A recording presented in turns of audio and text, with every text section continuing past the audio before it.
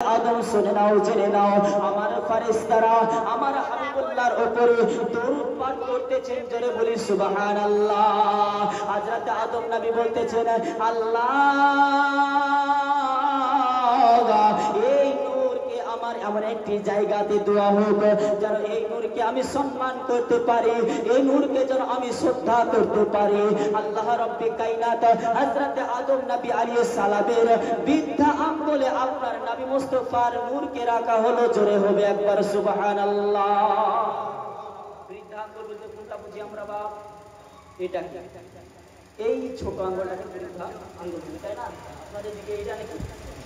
হ্যাঁ, এটাই তো জায়গা। তো এই বৃদ্ধা আঙ্গুলের কুনিতে রাখা হলো। তো হযরত আদম নবী আলাইহিস সালাম ওই বৃদ্ধা আঙ্গুলে যখন নূরে মুহাম্মাদি রাখা হলো, হযরত আদম নবী আলাইহিস সালাম বলতেছেন, কুররাতু আইন বিকা ইয়া রাসূলুল্লাহ সাল্লাল্লাহু তাআলা আলাইহি সাল্লাম বলে চুম্বন দিলেন। জোরে বলি সুবহানাল্লাহ। কি করলেন বাবা? চুম্বন দিলেন।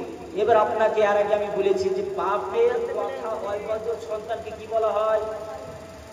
আপনারাই বলেছেন, হ্যাঁ বদমাইশ বলেন, তাই নাকি? কথার অবৈধ হয়েছে এই কথাই বলেন, বলেন কি বলেন না? তাহলে এত বড় একটা সুন্নাত আমাদের আদি পিতা নাকি? হযরত আদম নবী আলাইহিস সালামকে আমাদের আদি পিতা বলা হয় না?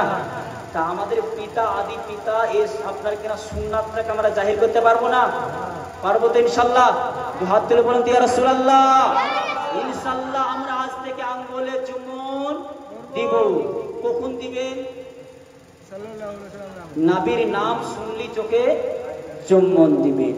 যেমন লা ইলাহা ইল্লাল্লাহ মুহাম্মাদুর রাসূলুল্লাহ সাল্লাল্লাহু আলাইহি ওয়াসাল্লাম, মুয়াজ্জিন সাহেব যখন আযান দিবে সেই সময় চোখে চুম্বন দিবেন। মুয়াজ্জিন সাহেব যখন ইকামত দিবে সেই সময় নবীর নাম শুনে চোখে চুম্বন দিবেন। কোন উলামায়ে কেরামগণ নবীর নাম প্রকাশ করবেন, আপনি চুম্বন দিবেন, কারণ এটা সাহাবীর সুন্নাত। জোরে বলি সুবহানাল্লাহ।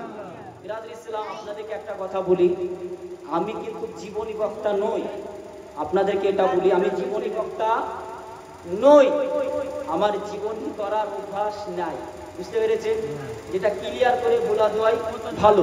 কিন্তু মাশাআল্লাহ চেষ্টা ও আপনার চেষ্টা করি মানুষকে কিছু বোঝানো, কারণ আমাদের সমাজ কিসের জন্য এত পিছিয়ে যাচ্ছে জানেন বা? মেন কথা হচ্ছে আমরা আকীদা সম্পর্কে জানতে চাই না, আকীদা সম্পর্কে জানতে চাই না। আর আকীদা সম্পর্কে আপনি বয়স্ক মানুষের জীবনী শুনতে চাইছেন, বা আমরা যেই হোক না কেন জীবনীটাই পছন্দ করি, করে কি করি না? কিন্তু আকীদা সম্পর্কে পছন্দ করছি না, কারণ মুআজ্জাজ মুহতারাম আপনি না চাইলেও আপনি বেঁচে আছেন, আমি তো মানছি, আমাকে তো পাচ্ছে না, আমি মানছি।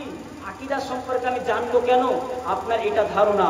কিন্তু মুআজ্জাজ আপনার ঘরে সন্তান কতটা ডিজিটাল হয়েছে, কতটা আপনার এখনকার ফ্যাসিলিটি উঠেছে যে আপনার সন্তান ফেসবুক ঘাঁটতে শিখেছে, আপনার সন্তান ইউটিউব ঘাঁটতে শিখেছে, আপনার সন্তান সার্চ করছে, দিয়ে আপনার কিনা আজকে পথভ্রষ্ট রাস্তায় চলছে, আপনি খবর জানেন না।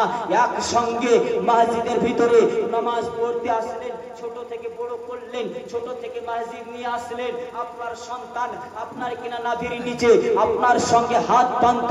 যখন আপনার সন্তান 1 থেকে 18 বছর বয়স হয়ে গেল, ফেসবুক থেকে দেখার পরে, ইউটিউব থেকে দেখার পরে, গুগল থেকে দেখার পরে আপনার সন্তানটা হঠাৎ করে আপনার পাশে আপনার বুকের উপরে হাত বাঁধা শুরু হয়ে গেল। এটা হচ্ছে কি হচ্ছে না? এটাই হচ্ছে লেডিস নামাজ। লেডিস নামাজ আরম্ভ হয়ে গেল। এটাকে লেডিস নামাজ বলা হয়, কেন মা বোনেরাই বুকের উপরে হাত বাঁধে। আমি কিন্তু কাউরি নাম করেছি এখন পর্যন্ত? কাউরি নাম করিনি। তবে এরা যেসব হাদিস কিনা পেশ করে, এগুলা হাদিসে মানসুখ হয়ে গেছে, অতএব বাদ হয়ে গেছে। এই হাদিস আমলের নয়। বিরাদর ইসলাম, তাহলে আপনার ছেলেকে সুরক্ষিত রাখার জন্য, আপনার ছেলের আমলকে ঠিক রাখার জন্য, আপনার সন্তানকে সঠিক পথে রাখার জন্য আকীদা সম্পর্কে আলোচনা শোনা একান্ত জরুরি, একান্ত জরুরি।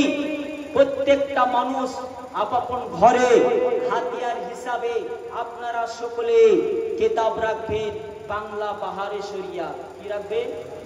বাংলা বাহারে শরিয়াত। এই কিতাবটা আপনারা রাখবেন।